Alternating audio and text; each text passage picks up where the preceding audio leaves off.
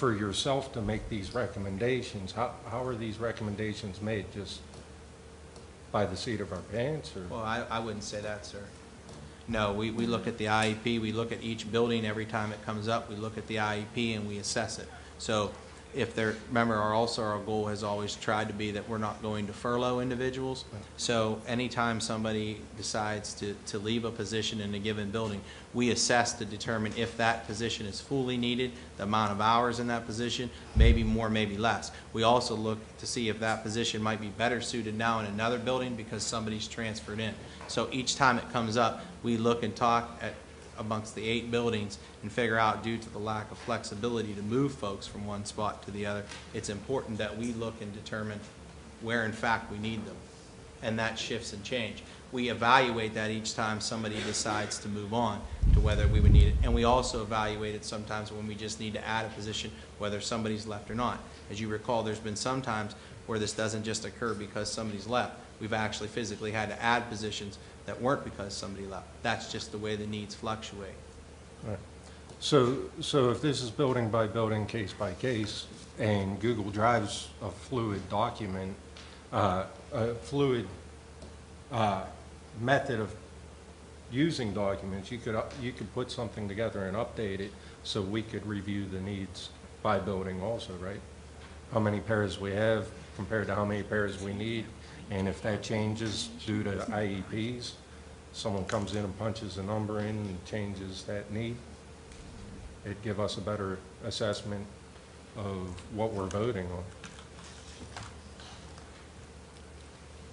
Well, what I would say to that is if that's what you're looking for, to be truthful, one, we would need an extensive amount of time out of our special education department to produce something like that that's fluid. And it would also knock out any leeway, I guess you're saying. Don't give any leeway. In other words, right now there's times where we don't take it down just to the minute. We leave a little bit of extra time in case somebody needs some coverage. So would you be suggesting that we go down just down to the minute, specifically what it says in IEP? No, I'd always recommend having staff to cover. How much?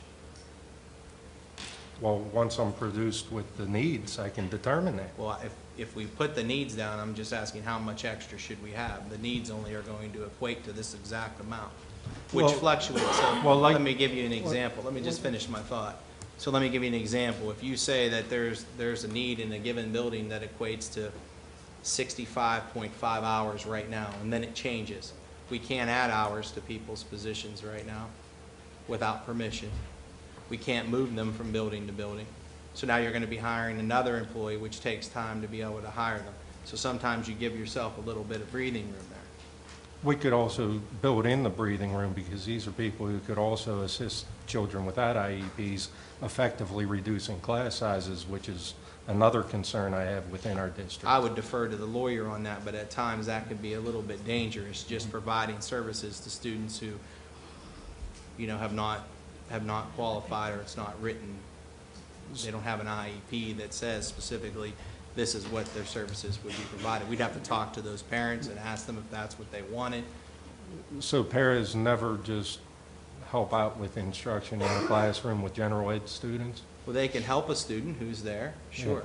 Yeah. Well, that's what I'm saying. Some do, some don't. They're assigned to a group of special education students. And that's a different group of bargaining unit members, so we can't cross bargaining unit members either. Dr. P.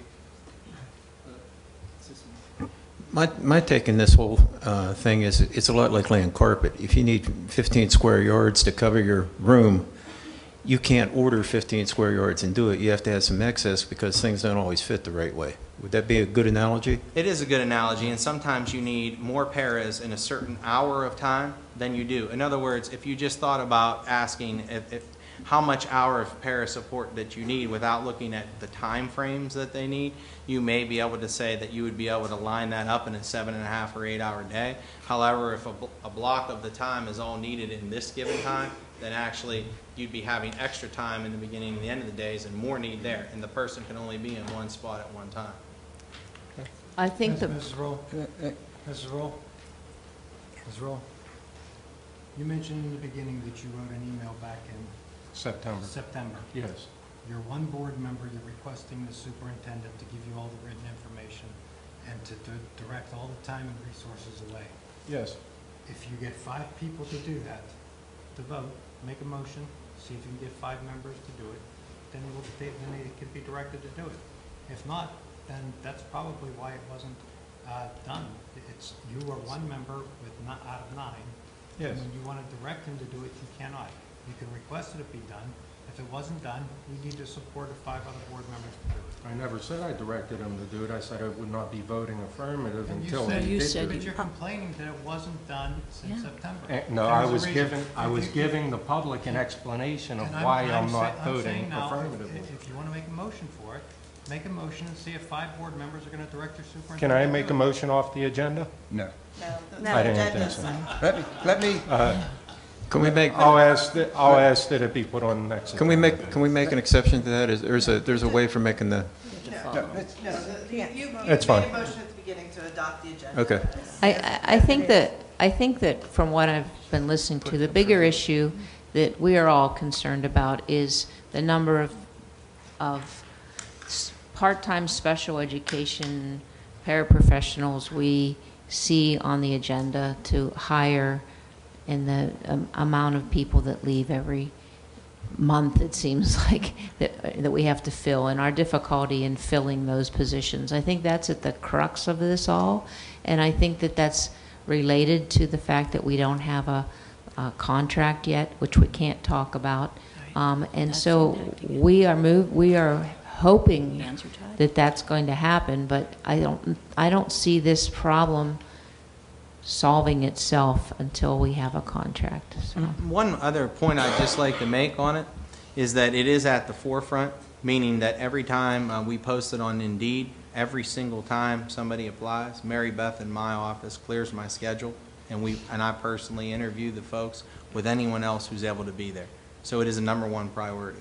I move everything off of my schedule and do whatever I have to do to try to do our best to hire these folks.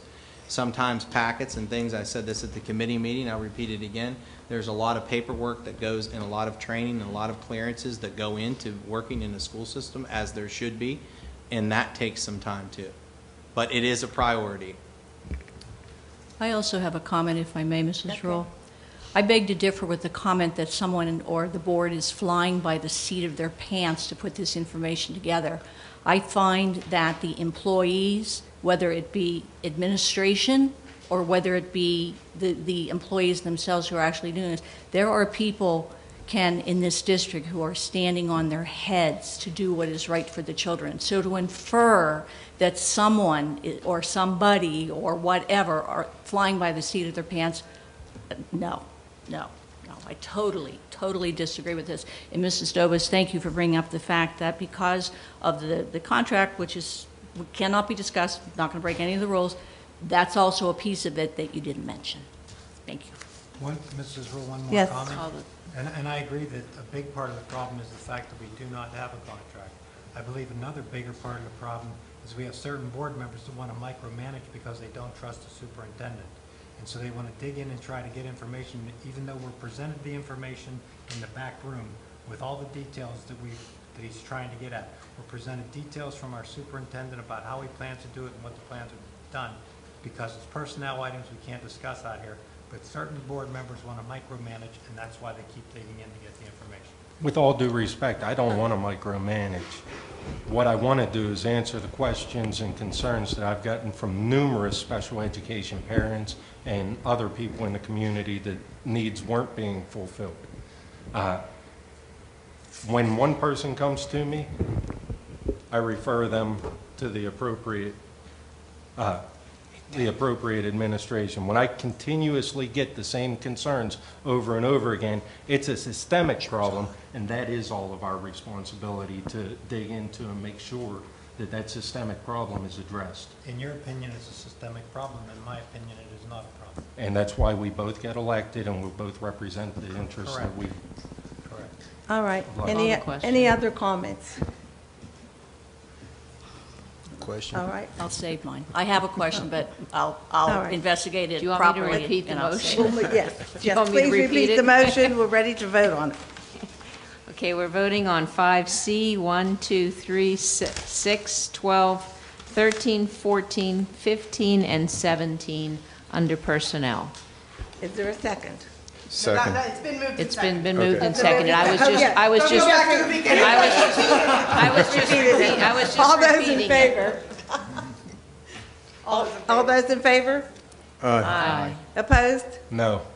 Okay, the motion carries as stated. Okay, facilities and services, Ron? Okay, hold. My computer went dead. Okay. Mrs. Rule, we have 4 items, I believe it was. I forgot now. Or no, I'm sorry. No. We got Six. 6 items. There it is. 6 items under, right here. Facilities and services. Right here. There. Now I got 6 items under facilities. I'd like to have number 3 held out, please. Number 3. Sounds good. Okay. All right. Any others? Okay, make the motion, Ron. Okay. You make the motion.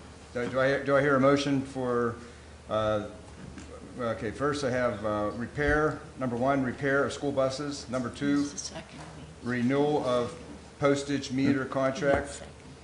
Number 3 is held out the HVAC project at the high school. We're holding that one out. Number 4, direct energy agreement. Number 5, purchase of hammer locks for classroom doors, district-wide. And number 6, repair of the combination oven at the high school. Second. It's moved and seconded for items 1, 2, 4, 5, and 6. Any questions or comments? Yeah, ask the superintendent just number 5 to explain where the money came from for that. Yeah, sure. As I had stated in our brief overview for Act 44, one of the grants that was awarded was a meritorious grant for $25,000, and every district who applied underneath the eligible items that were there basically received that. Any other questions or comments? All those in favor? Aye. Opposed? Ayes have it, motion carried as stated. The next, Okay, so number 3, the HVAC project at the high school. Second. okay, it's been moved and seconded. Item 3, any questions or comments? We've gotten a little bit of pushback about this because of the cost and because of the fact that the school was just opened 8 years ago. But we have been researching this for a long time right now, and it seems to me that it's a necessary project that we should do, and that we have the money to do it in our funds, and we're not raising taxes in order to do it. And if you've been at other meetings over the last couple months, we've got 2 very qualified people sitting over here who have explained this in detail, what we need to have done. And we've had a lot of different conversations about it and possibilities and different things like that. So I'm in total favor of this.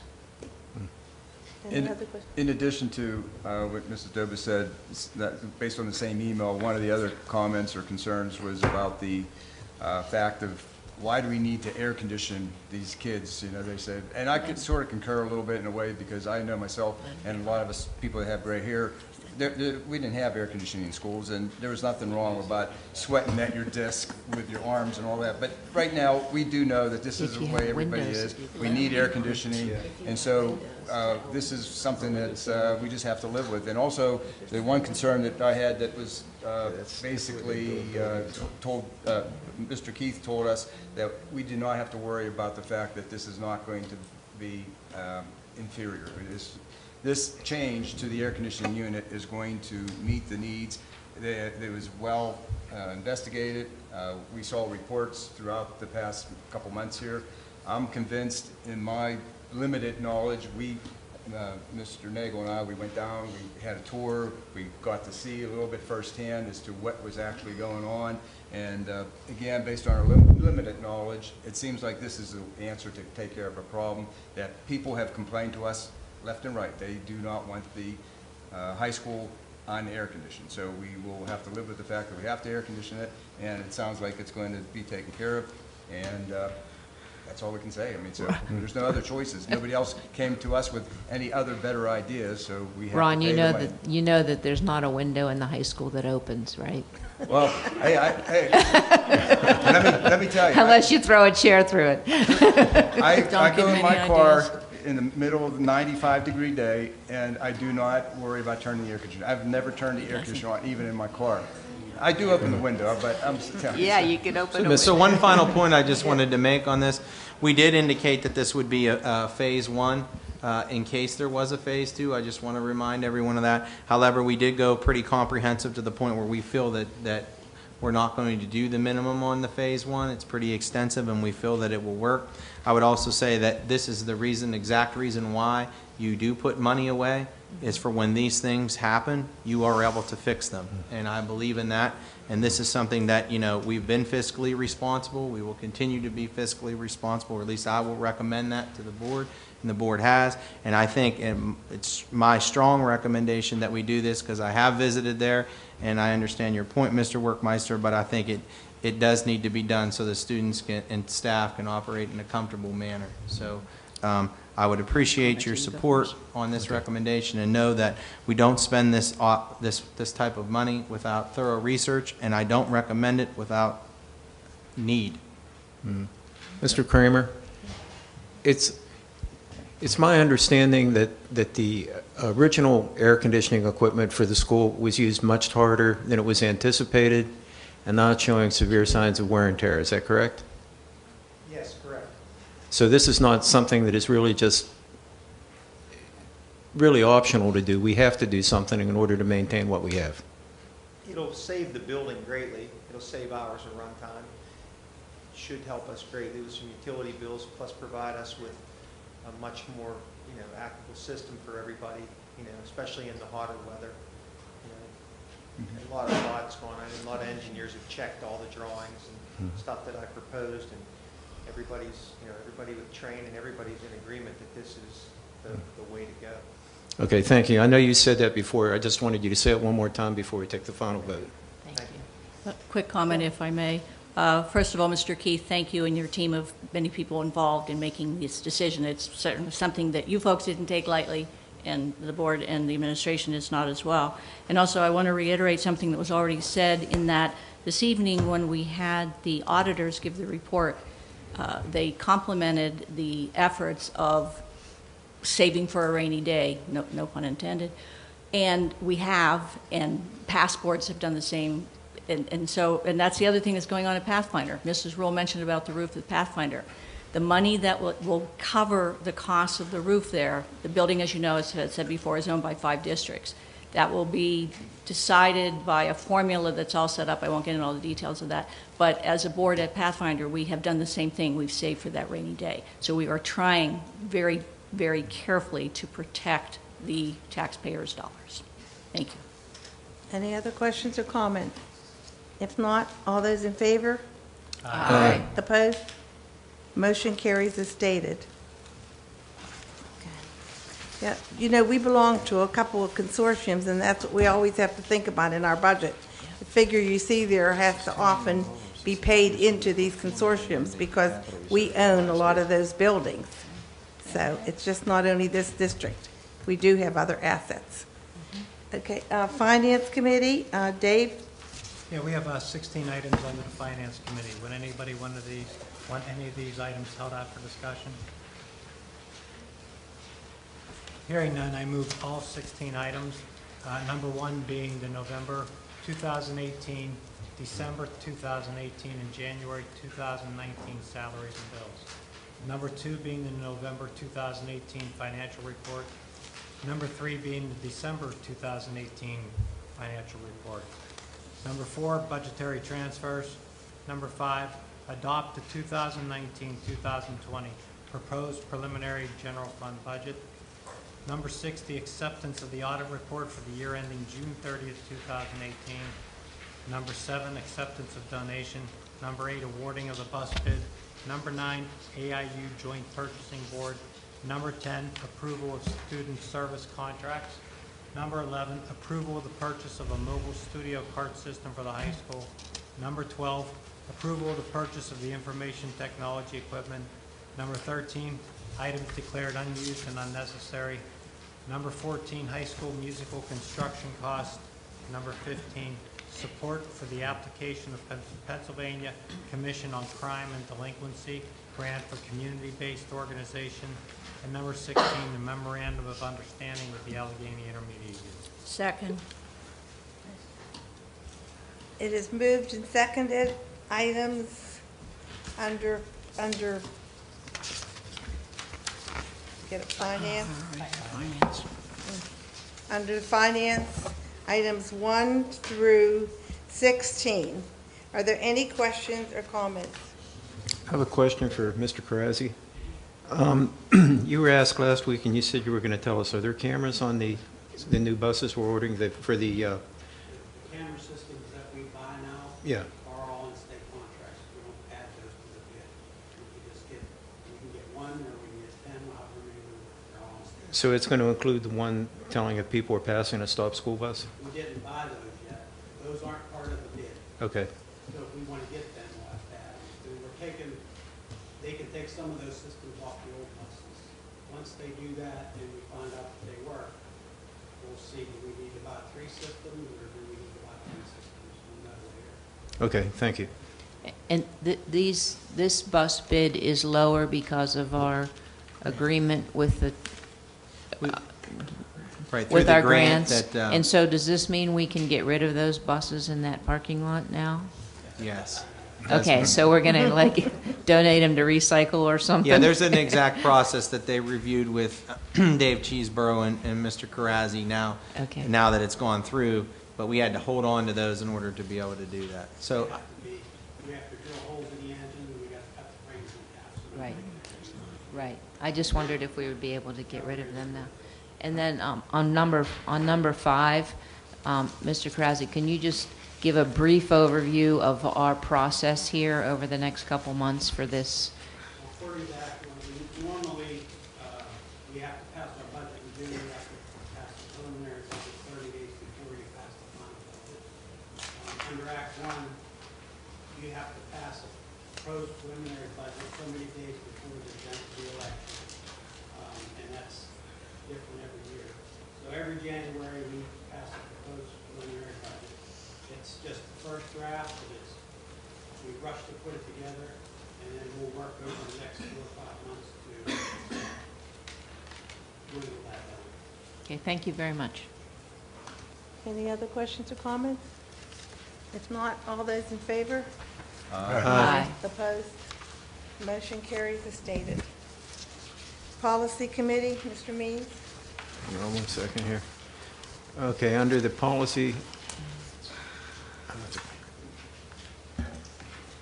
we have 4 items under the policy committee. Number 1 is policy revisions, final reading, and that would be number 808.1, school lunch/breakfast program, charged meals.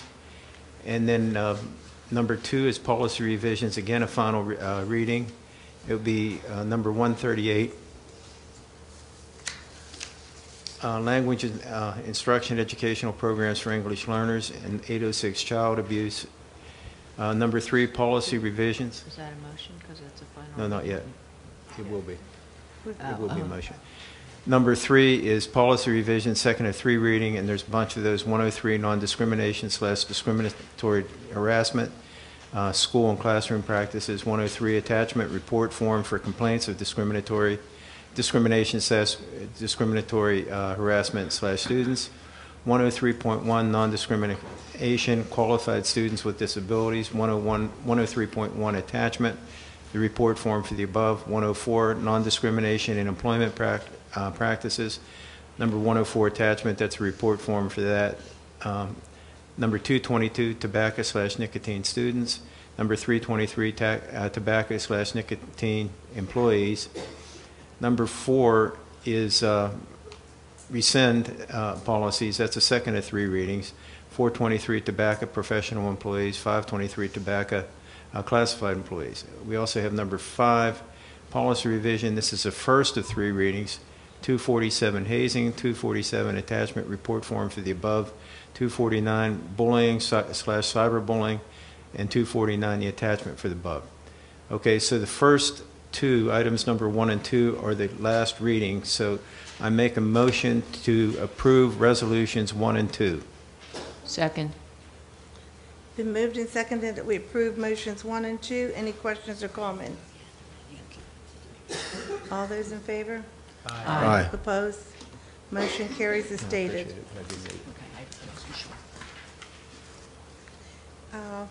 Mrs. Buckley, would you take other? Certainly.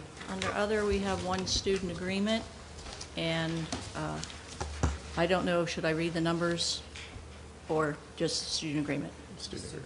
Okay, that's what I thought. I'm just trying to play by the rules. All right, so I move under other, number 1, student agreement. Second. Been moved and seconded. We approve item 1. Any questions or comments? All those in favor? Aye. Opposed? Ayes have it. Motion carries as stated. Now it is time for public comments. And please come to the microphone and state your name and your address. Any comments? Hi, Sharon Janicek, 4314 Anna Street. I wanted to thank you, Mr. Nagel, for bringing some of my concerns and concerns of parents I speak with to the board. I appreciate that. And I have emailed, yes, you were all on the board at the time, I have emailed all of you about those concerns. As the co-chair for the Right to Education local task force that covers our IU, I do speak with a lot of parents and a lot of teachers and a lot of staff in districts throughout the county. And no, we are not the only people to struggle to staff those positions. However, we do seem to have a worse time than anyone, probably other than the city. I do, however, speak with a lot of parents in our district whose primary issue is that they cannot tell from their documentation when their child should have a para. Everyone said when their child would have a para, but when they pull their paperwork, it does not say. And that is something that I've been bringing up and emailing you all about and talking about a lot of times. So I appreciate your desire to have some sort of computation of what we need, because it is an involved problem, and it does involve the contract and not the contract and how much we pay subs and all of the things jumbled together. It's a big issue, and it takes everybody participating to resolve all the parts of that. And I appreciate you bringing that up. Thank you very much.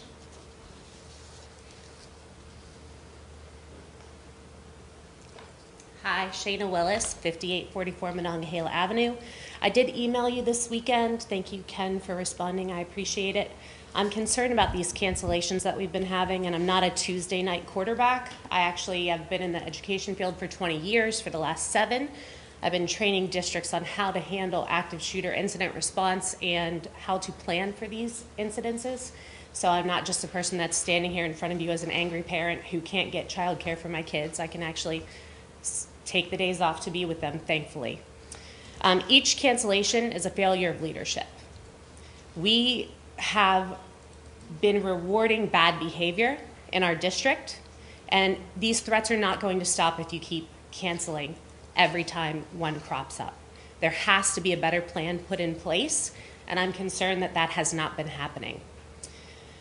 Never has an active shooter given a date in advance. Now let's just pretend this is the first time in the history of active shooters that this is happening. That's great. What you're telling me is that you cannot keep my children safe on a day when you know there is a threat, that you don't trust the system that we have in place. That is a problem. How then am I supposed to trust my children in our district on days when you don't know a threat is coming? Somehow I'm supposed to feel safe that my kids are in this district every other day. When you cancel it, sends a message that you don't trust our system and that our district is an easy target for those who wish to do harm to children. We have to send a better message, and we have to have a better plan in place. I would also just like to remind the citizens that are listening, 5 of these board members are up for re-election, and May is primaries. Thank you.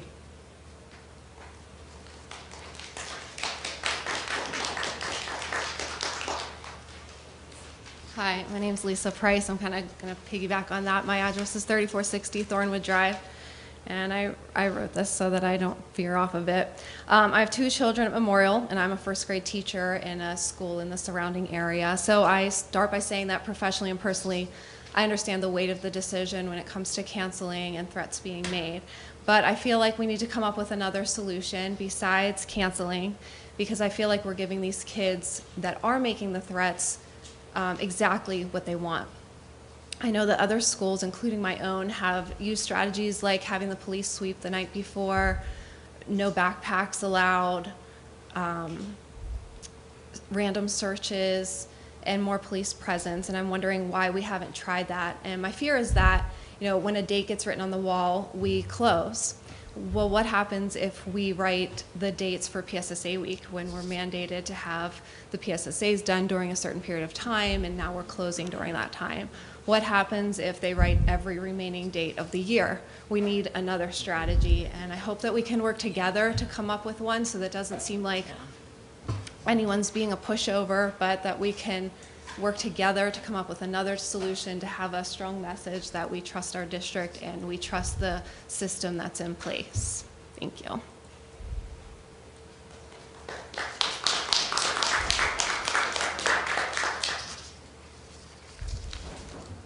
Hi, my name's Jim Jenkins. I live at 5658 King School Road in Bethel Park. Graduated from Bethel in 1978. I have 2 daughters that graduated in 06 and 08, and I'll have a grandson graduating here probably. I want to follow up on what she said. If you keep closing the schools, doctor, every time there's a threat, these people are going to keep doing it because they're probably laughing at you and saying, look at this, we're not going to school again this day and that day. And you need to do something different.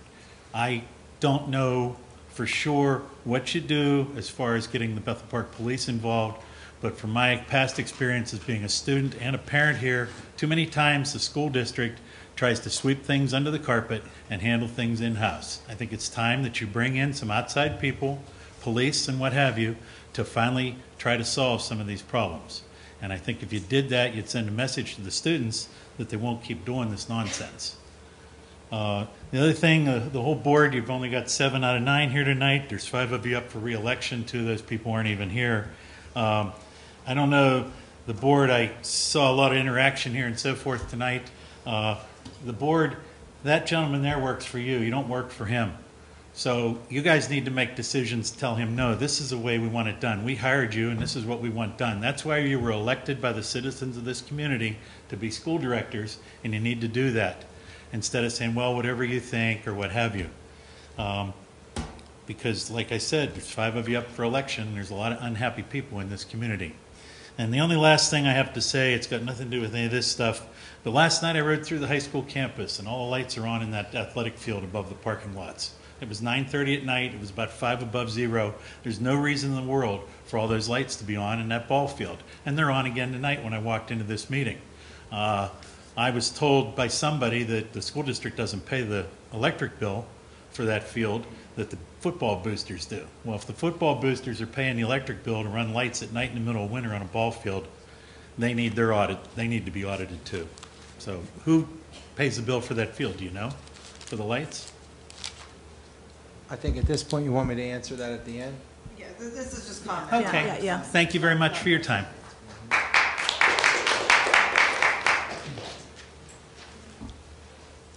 Hi, Adam Foote, 1008 Suzanne Court. I have 2 concerns that are actually facility related. The first one's about Ben Franklin Elementary. You know, today there was a gas smell at the school. That's the second time this year there's been some sort of unidentified smell, and I know the fire department cleared the building.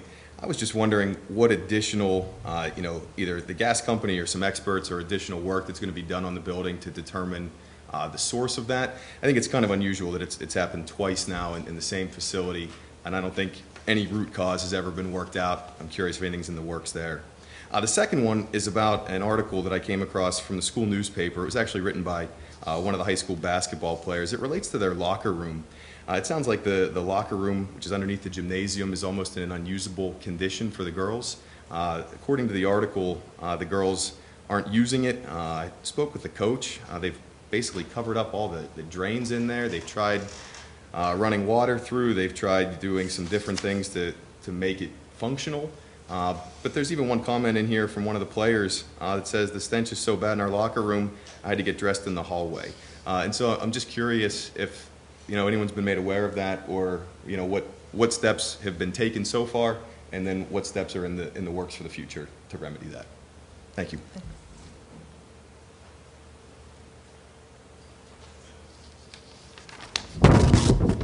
Coming back up again, Kimberly Walsh Turner, 5828 Glen Hill Drive. Two things: I have a freshman on the JV team. That locker room stinks. It has a stench that is making them sick at times when they go in to change.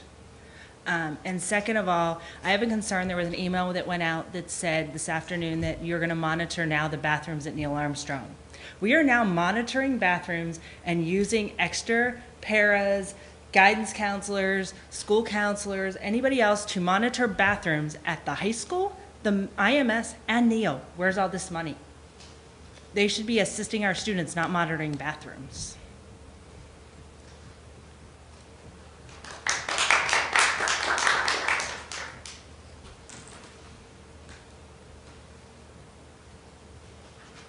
Sarah Likens, 4942 Linda Drive.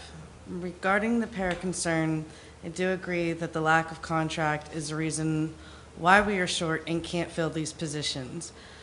I also understand and support the need for some movement. I do hope the district can come to an agreement. I have spoken to a few paras who feel strongly about the length of the stalemate and the reasons why we have already lost some great staff. Thank you to Ken for questioning, Dr. P for trying to explain the frequency of change, and Jim for your input. I also second Sharon's comments regarding it is not clearly stated in our IEPs when and where our kids do have a para. And I think that is something that we really want, because we want to know when they're being assisted, if they're just being assisted in class, or if they're being assisted in their specials, or if they're being monitored during lunch. Because as far as I know, this year, my son's para absolutely never leaves his side and doesn't give him any room to grow a little. And I think he's done a lot this year that, he could have a little bit of, backing off instead of always having a para. So, if I knew when and where it states that he was supposed to have a para, I could have a meeting and maybe alter that. But I'm just saying, I just appreciate everybody acknowledging that one of the big reasons is the contract. I really hope as a district we can get it solved soon. It's been 4 years.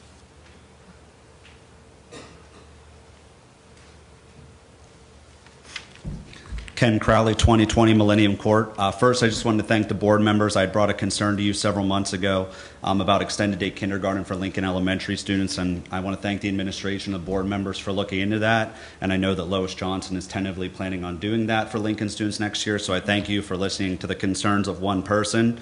I also want to speak out tonight in regards to the recent threats that have hit this district and the district's continued stance on how they address these threats. As you're aware, there are 500 school districts across the state of Pennsylvania. Each and every one of them have and will continue to deal with threats. However, what makes us stand out from the rest of them is that 499 of them work with their staff, law enforcement, and their community to ensure the student safety while continuing to hold school. We, on the other hand, allow ourselves to be bullied by teenagers and immediately react by canceling school. I would ask the board, have any of you had any conversations with your colleagues who sit on school boards in Upper St. Clair, Mount Lebanon, South Park, any of other neighboring boards? If you're not, be aware of their district's stance on it. Has the superintendent had any conversations with his peers in those districts about how they would handle similar situations? I would be interested in hearing what they have to say, and if both those boards and those superintendents have the same policies or stances. Have any of you ever reached out directly to hear from our school police force, from Bethel Park Police Department? If you have not, you would find out they've assured you that the threats were not credible and they felt confident in holding school on many of these dates in which the threats were to occur. We need to trust the expertise of our local law enforcement and respect their judgments. Both of them are very valued resources and should be listened to. Instead, their recommendations are cast aside. That's not typically what's done in surrounding districts. Another question is, why are students afraid to come to our administrators, to come to their teachers and tell us who is posting these threats? Are they afraid of their anonymity? Are they afraid that it's going to get back to them? I think we need to look at why they won't speak out, because we do know that our students are probably aware of who these people are and what would make them comfortable to come forward. The bigger thing is, why are threats continuing to be a problem in Bethel Park? And it's because we continue to cancel school every single time. They know school's going to be canceled if they make a threat. And with the rollout of the Safe to Say Anonymous threat system, people are constantly going to be reporting rumors that they hear. And are we going to cancel every single time a student reports through Safe to Say that there's a threat? So I'm asking the board to create a committee of key stakeholders in the school district to review the district's protocol in addressing threats. While I realize that each threat is unique, there needs to be a better solution than just canceling school. The students and parents of this community are tired and fed up with what is occurring and are asking for change.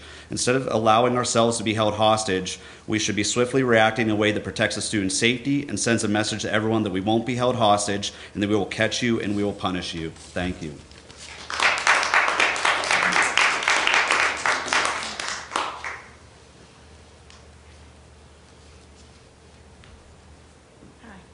Jenny Hoffman, 5796 Glenora Drive. I go along sort of with what we're talking about, the paraprofessionals. So I'm upset because I want to sub, but yet somebody changed what we do. So I have a teaching degree with an inactive status, which means I can sub 90 days in the school district. I've subbed 6. 4 of them were as a paraprofessional. I'm not allowed to sub anymore. I want to know why you changed it, who changed it, why I can't sub. Thank you.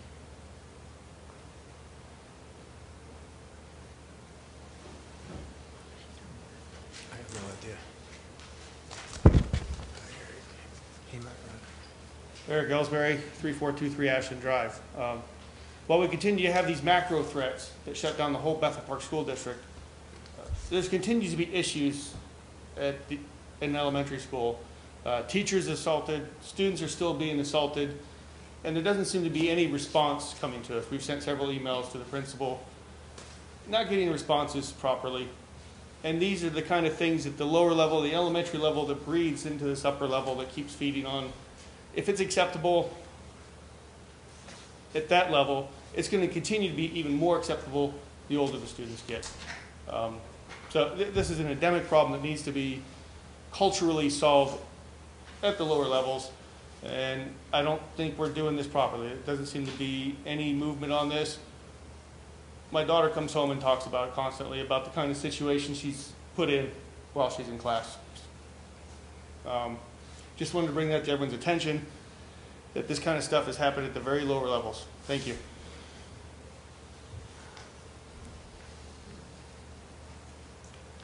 Any other comments? Now we're ready for board comments. Any board comments? Yeah, I'd like to start by saying, I'd like to echo what all these parents have said about our response to threats. It is encouraging the bad behavior. It is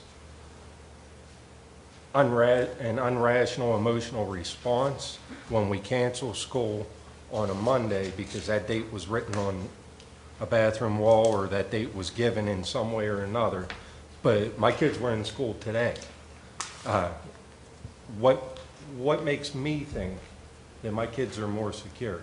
Now, as a board member, I know we've taken a lot of steps to help enhance the security in the district, but we're sending a bad message with our response to these threats. And this isn't a one-off situation. We got a threat on a Friday about the following Friday, and we had school the entire week, canceled Friday, and then had school Monday. I don't see how that threat was any less on Thursday or Monday. I would like to say we need to change the process. We need to develop a process if we don't have one. I would like to recommend that we urge our superintendent and the Safe to Say coordinator to take formal threat assessment training in order to better understand the threats and have a proportional, appropriate response. And I want to thank Mr. Crawley for his point. I did not think about this at all with the new Safe to Say program. This concern could be amplified because people can report threats anonymously, bring them to the district, and how do we respond to that? If we can't verify the threats, how do we respond to an unverified data? We were elected to be leaders. We were elected to help create a vision and a direction for this district with safety and security, with curriculum, with facilities, not just with the budget. I hear all kinds of budget information all the time, and I hear everything in relation to the budget.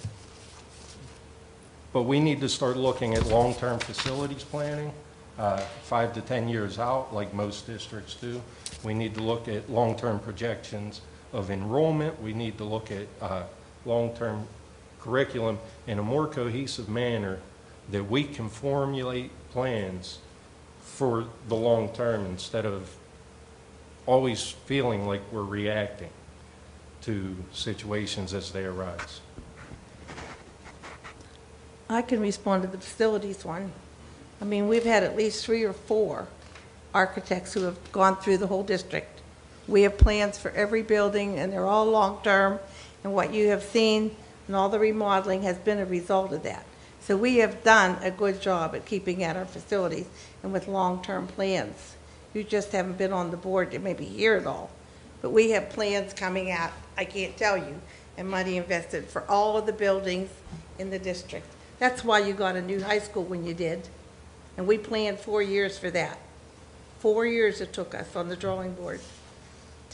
So I mean, we have given a lot of time and money and planning to With all to the due respect, I facilities. shouldn't have to be on the board to be privy to that information. This is- Well, this should be I open would, to the public. well, I think a lot of you are new parents too to the district, and even, I'm not going to argue with you, but there are plans, and I mean, there are books, I have them at home, believe me. They were presented at meetings, maybe you weren't here at those meetings. They weren't here.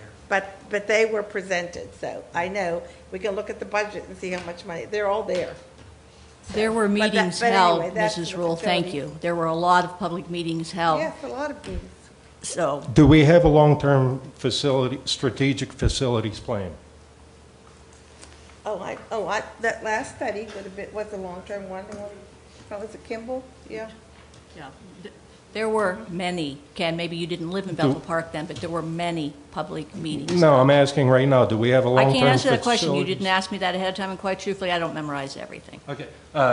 Can I ask Mr. Keith, since he's the facilities director? Do we have a long-term facilities strategic plan? I can't say it's a super long-term plan, but what we do, we have projected, me, Buzzy, Crane, and Doc have met, and we projected stuff that, whether it be parking lots, HVAC issues, a simple thing is paint, replacing carpet, anything like that, we planned out. We haven't, I can honestly say, I have some things worked out that we're gonna go 2 to 3 years on it. I don't feel that we're gonna need this great long-term plan as far as renovating a building or anything like that. And I think Doc and Buzzy would say the same thing, or even Kramer, because the situation they have been done recently in the last 7 to 10 years, I would say, maybe 15. And I was a head custodian for this, and John's always been in HVAC. And I know we have renovated, built, all kinds. It was Memorial, we just did Park Memorial, but we did, we did NAMS, we did the high school, obviously, we did some things at IMS. There were new roofs on every elementary building, there was new roofs on the middle school, there was Guaranteed. new lighting put into all the buildings, there was new HVAC systems put into the other systems. There's been many things done over the last 10 or 15 years. I'm not saying we haven't made renovations in the last 10 or 15 years. You're asking if there's a plan, and he just There's- answered you. There's with plans the for plan. like the ball field, the turf. I remember, 3 years ago, that it was done years back, and it's been, so they've had these long-term plans for the field, because you have to plan, because that's a very expensive endeavor to replace the field, just like roofs and HVACs and things like that, but some things come up that, And we've closed 3 schools. We had 8 elementaries. We've redone them, changed the grading structure to fit other grades. So we've done all of that. I think you guys are missing the question. The question is, and I'm not basing this, I'm not pulling this out of the air. I've been doing a lot of research. I've been talking to our peers in other districts. I've been going online to their websites and pulling up their long-term plans for different things. I've been taking online courses through the Pennsylvania School Board Association, free online courses, and one of the courses in particular is facilities planning, and they recommend having a 5 to 10 year long-term facilities plan. That's what I'm asking. It's a simple question. All of our HVAC, we went through, we assessed it, and made a plan to see what we needed to replace. We also did like boilers, chillers, hot water tanks, all that stuff. That's all in that summer project that we have gone through and reviewed, like we did the Franklin project, and other projects we've done, that's going through dock and all that. I guess what I'm looking at, like we do long-term budget projections, and we try to figure out what we're going to need for Peasers and for everything else, like we were discussing in the audit. I think we should be thinking more long-term and in a more strategic way, not a piecemeal way, with all due respect.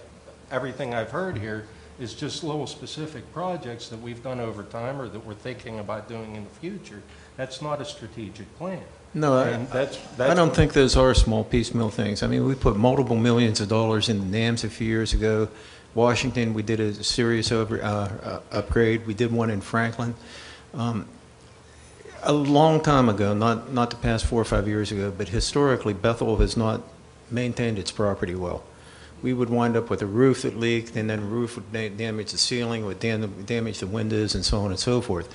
I'm pleased to say that Mr. Keith keeps on top of things. He inspects everything on a regular basis.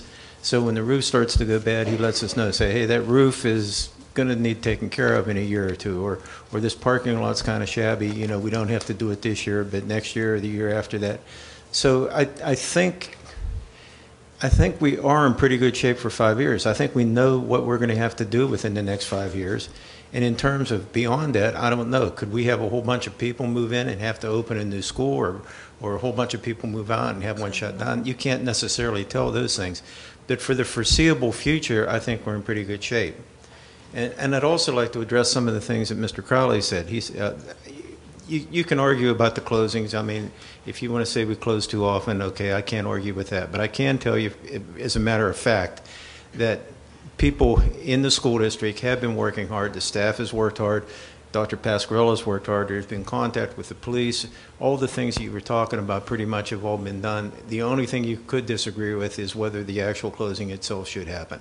Because I know I've talked to people in other school districts. I assume my colleagues have. I know Mrs. Rule talks to people in other school districts all the time. So almost everything that you said are things that are being done. Now, should this particular day be shut down or not shut down? I'm happy, at least at this point, to follow Dr. Pasquarella's lead, but that's the only thing you can argue with is a judgment call, because the other things have been done. Mr. Means, as you say, it's a judgment call, but there's a lot of research that's gone into these specific topics. There's a lot of information from people like the Secret Service, who are charged with protecting our president, who teamed up with the Department of Education to formulate plans for threat assessment. There are a lot of credible organizations that offer threat assessment training. I do not want to micromanage the decisions. Again, it's a pattern of decisions over the last couple of years that I call into question as a board member. And I would like to know if the rest of the board would agree with me that there should be some formal threat assessment training so that our administrators who are making these decisions have a better, well-rounded perspective on what should go in, what may be the unintended consequences of overreacting to threats are, and make more rational, proportionate decisions to the threats at hand. I don't think we have to vote on this, but I did hear that I need 5 people to say anything, so are there 4 other people that think threat assessment training would be a credible and rational thing to ask our decision makers to go through? The AIU will be bringing in a lot of people. I mean, this is on the minds of many of the school districts. 42 school districts, AIU services. They bring in all the experts from all around. They are looking at several of the vendors at the request of several schools. So, I mean, that's all on the horizon. They're also doing resource officer training. And we're also being given mandates from the state to implement. So there's a lot of things on. We worked with the FBI. We worked with our local police.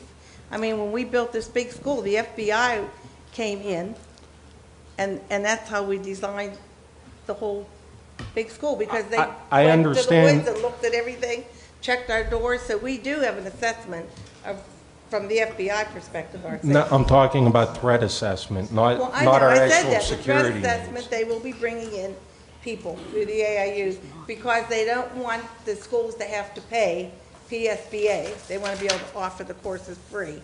So that's why they're bringing in the experts in the AIU. I agree that what we're doing is not working. So if training and threat assessment will help us to do something other than what we've been doing, because we're just running on a wheel and it's not working, I agree with you. And if the AIU is going to offer it, I think we should take it. Will they have that available soon? What? Will they have that I'm going to available? have a meeting with them. I'll be finding out. They'll give it to us. I'd like to comment. First, I want to thank the audience first for bringing up a lot of good issues, some things that I myself did not know about, and also very civil discussions that was very much appreciated. We like people being here. If you can, keep on coming. It's always important to have dialogue and information coming to us. As you can see, it stirs up a lot of thoughts and thinking and everything else. I mean, if we don't hear about something, we don't know about it. You know, I mean, that's that simple. I would like to also go and thank, let me go down the list here. First, I would like to thank, I guess, all the holiday concert. I was there with my wife last year, whatever. It was an excellent concert. I want to thank all those that were involved with putting on what I thought was a phenomenal concert, my wife as well, and other people that we talked to, they thought the same thing. Also, I want to congratulate William, I think it's William Penn and Franklin for their Title I Distinguished Awards, the DECA for all the students that got their, the 38 students there being placed on first, second, third places. The Bethel Park Cheerleaders for the WPIAL State Championship 2 years in a row. It just goes on the list here. I mean, I don't want to name them all, but all the accomplishments that Bethel Park has had is what keeps me happy here, and this is thanks to teachers, administrators, superintendent, and also the parents for also being part of the lives and making sure that the kids or students do well. So we all have a lot to be thankful for here. So that's how I'm going to end it on tonight for my comments. I think it's a lot of accomplishments, and thank you all. Anything else from any of the board? I have a question. Do we still, is it still required by the state to do a strategic plan, or has that law been changed now? I think that's every still farm. It's called a comprehensive Yeah. plan. And we submitted that a year or two ago? 2 years ago. Nancy Rose was still here. 2021, we're doing it again? And does that involve long-term planning issues regarding? It's not as comprehensive as the strategic plan Used to be? However, it is a long it's a 3-year cycle now, so it's, you know, it gives you some perspective on some long-term things. So our last one we turned in? It's more curricular-based than facility-based. Oh. The strategic plan used to have a component that was technology and facility and all of those kind of things. The comprehensive plan doesn't go into as much detail of that as the strategic plan. Is the former comprehensive plan still available on the It is. website? It's online. Is it under what department? I believe it's on the elementary and secondary education page on the right-hand side. Okay, thank you.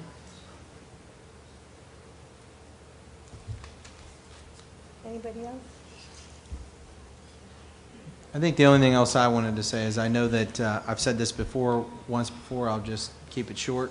I know it's a difficult decision to be made, and I know that often an inconvenience or it's frustrating to the parents, and I apologize for that. However, for me, what I look at is it necessarily worth the risk? I've said that before. And for me personally, I'm not saying that anyone has to agree with me, but when I make that decision, I say to myself, is it worth the risk that something could happen to one of the children? And to me, I try to treat each one of your children as if they were my own, and I don't think that it is worth the risk. I understand it's frustrating. We definitely are communicating with our police department. We definitely are working together to try to stop this problem from occurring. But I've said it before, and I stand by it, that it's a difficult decision to make because you just don't know that it would not happen. And if it did, no matter how many risk assessments they go through or who tells you it's okay, if something were to happen, you know, I would have been the one that made that decision. And that's a difficult decision to make. And so for those reasons, that's why I've made the decisions I did. It's for the safety and well-being. And although you may not agree with me, and that's okay, I appreciate the respect that you've shown, and I understand your concern, but I hope that you would respect that the reason why I'm making that decision is wholeheartedly for the well-being of our staff and our students, and that's why I make the decisions I do. Whether it's for weather or whether it's for threats, I just don't think the risk is worth the day made up. So that's my statement. I've continued to say that. I have no problem trying to learn and look at different things, but I will be honest and I will say it. I would struggle to be able to say that any assessment training would allow any one of us to be able to guarantee that this would not happen. I don't know that we could say that anymore, anywhere for that matter. I mean, they are on the rise. There is statistics on that. I don't have them all, but they are on a rise. I mean, there's more violence in school systems than there were before. That's just the truth. And to me, it's a difficult one, but when you look at everything, whether it's freezing cold weather or ice or threats, it's not worth the safety to make the kids up, because I'd rather have somebody be speaking to me and telling me, I disagree with you for what you did, than telling me you took no action on that or you misread that threat and now somebody was harmed. I know that you don't agree with me for that, and I apologize for any inconvenience, but I speak from the heart when I say I try to treat each one of your children as if it were my own. I attend a lot of events. I go to lots of things. I try to be visible in the schools, and I try to put my best foot forward with the team to keep everyone safe and secure. And so I know we don't agree on this one, and I apologize that you feel that way. I think sometimes leadership, though, when we say there's a lack of leadership, sometimes doing what is right isn't always easy. You have to do what you believe is right, and that's what I try to do. And so I'm sorry for the inconvenience, and I will think about what you have said, and I will try to limit this so it doesn't happen again. We'll continue to work with the department, but as far as a threat assessment training, I'm not opposed to hearing anything. I think all information and learning could help you, but at the end of the day, if I'm having to make that call, I'd probably still err on the side of caution because it's not worth it. So I just want to be brutally honest. That doesn't mean that at some point, you know, if there's a team of folks or you take that power away from me, as somebody indicated earlier today, then you do. Until then, if it's my decision to make, I'm going to try to do what I think is in the best interest of our students. So that's what I have to say to that, and I respect everyone, and just know that I care for your kids. I know you may not think so, but I think about them every day when I have to make these decisions. And I don't make them quickly or easily. We also try to do a great job of communicating what's going on to you. We're not perfect, but I've said it before at the PTO Council. I'll say it again. We really are trying to do our best to communicate with all of you so that you have information in a timely fashion, as accurate as we possibly can. Our first step is to assess the issue and keep the kids safe, and then eventually we work to communicate with you in the most effective and efficient way. I thank you for your respect. I thank you for the opportunity that this board's given me and the parents have given me to work with your children, and I continue to put them first. Thank you. Thank you. Is there a motion to adjourn? So moved. Second. Second. Meeting's adjourned.